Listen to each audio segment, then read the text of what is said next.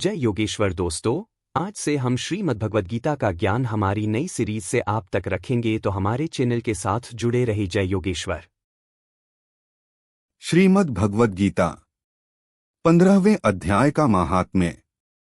श्री महादेव जी कहते हैं, पार्वती, अब गीता के 15वें अध्याय का महात्म्य सुनो। गौड़ देश में कृपान नामक एक राजा था, जिसकी तलवार की धार से युद्ध में देवता भी परास्त हो जाते थे। उसका बुद्धिमान सेनापति शस्त्र कलाओं में निपुण था। उसका नाम था सर्भमेरुंड। उसकी भुजाओं में प्रचंड बल था। एक समय उस पापी ने राजकुमारों सहित महाराज का वध करके स्वयं ही राज्य करने का विचार किया। इस निश्चय के कुछ ही दिनों बाद वह हैजे का शिकार होकर मर गया। थोड़े समय में वह पापात्मा अपने पूर्व कर्म के कारण सिंधु देश में एक तेजस्वी घोड़ा हुआ। उसका पेट सटा हुआ था। घोड़े के लक्षणों का ठीक ठाक ज्ञान रखने वाले किसी वैश्य पुत्र ने बहुत सा मूल्य देकर उस अश्व को खरीद लिया और यत्न के साथ उसे राजधानी तक ले आया। वैश्य कुमार वह अश्व राजा को देने को लाया था। यद्यपि राजा उस वैश्य कुमार से परिचित था, तथापि द्वारपाल ने जाकर उसके आगमन की सूचना दी। राजा ने पूछा है, किस लिए आए हो? तब उसने स्पष्ट शब्दों में उत्तर दिया, सिंधु देश में एक उत्तम लक्षणों से संपन्न अश्व था, जिसे तीनों लोकों का एक रत्न समझकर मैंने बहुत सा मूल्य देकर खरीद लिया है। राजा ने आज्ञा दी, उस अश्व को यहाँ ले आओ। वास्तव में वह घोड़ा गुणों में उच्चैःश्रवा के समान था। सुंदर रूप का तो मानो घर ही था। शुभ लक्षणों का समुद्र जान पड़ता था। वैश्य घोड़ा ले आया और राजा ने उसे देखा। अश्व का लक्षण जानने वाले राजा के मंत्रियों ने इसकी बड़ी प्रशंसा की।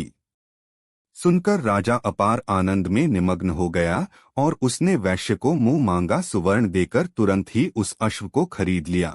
कुछ दिनों के बाद एक समय राजा शिकार खेलने के लिए उत्सुक हो उसी घोड़े पर चढ़कर वन में गया। वहां मृगों के पीछे उन्होंने अपना घोड़ा बढ़ाया। पीछे पीछे सब ओर से दौड़कर आते हुए समस्त सैनिकों का साथ छूट गया। वे हिरणों द्वारा आकृष्ट होकर बहुत दूर निकल गया। प्यास ने उसे व्याकुल कर दिया।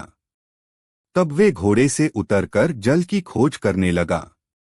घोड़े को तो उन्होंने वृक्ष के तने के साथ बांध दिया और स्वयं एक चट्टान पर चढ़ने लगा।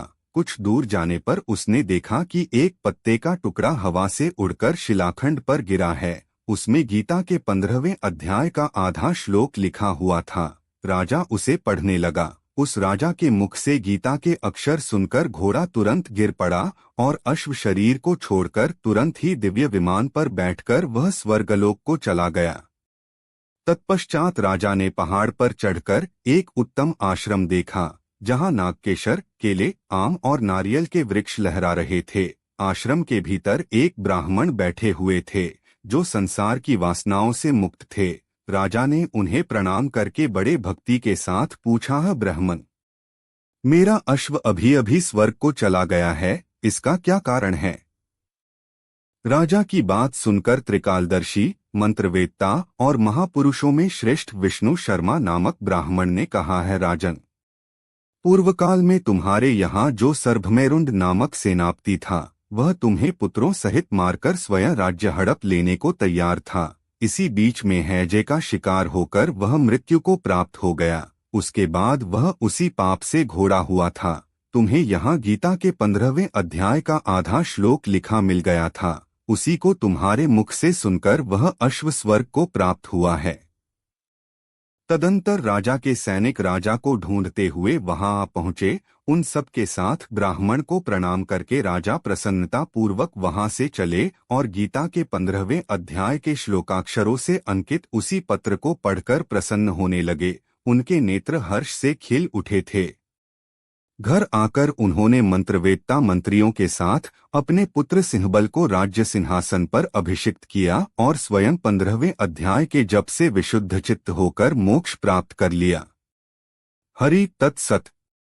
जय योगेश्वर। दोस्तों, आपका हमारा वीडियो अच्छा लगा हो तो लाइक करें, शेयर करें और कमेंट करें। जय योगेश्वर लिखे। धन्यवाद।